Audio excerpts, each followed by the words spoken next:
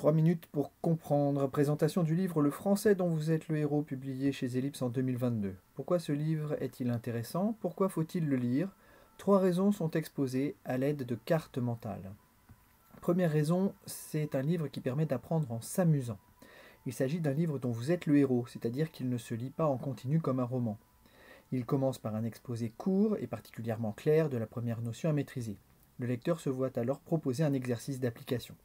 Chaque paragraphe se conclut par une question. Le lecteur est alors confronté à plusieurs choix et envoyé à diverses sections du livre en fonction de sa réponse.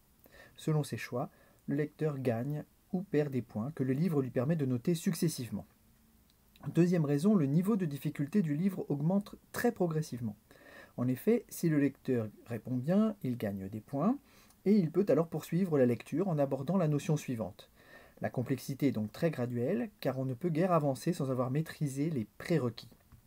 Dans le cas contraire, le lecteur perd des points, mais surtout, le livre explique pourquoi la solution choisie n'était pas la bonne, et propose un nouvel exercice afin de tester si le lecteur a bien compris.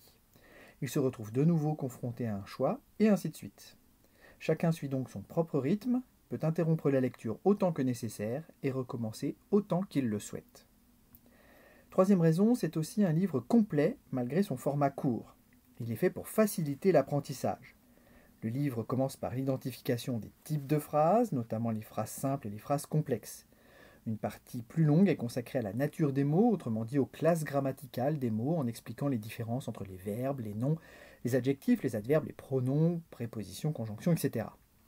Il s'agit ensuite de comprendre la fonction, c'est-à-dire le rôle que chacun des mots et des groupes de mots remplit au sein de la phrase, sujet, attribut, complément, etc.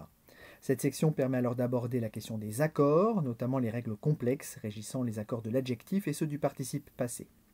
La partie suivante est destinée à la nature des propositions subordonnées, qui peuvent être par exemple relatives ou conjonctives, et on aborde alors leurs fonctions, puisqu'elles peuvent être sujet, complément du nom, COD, etc.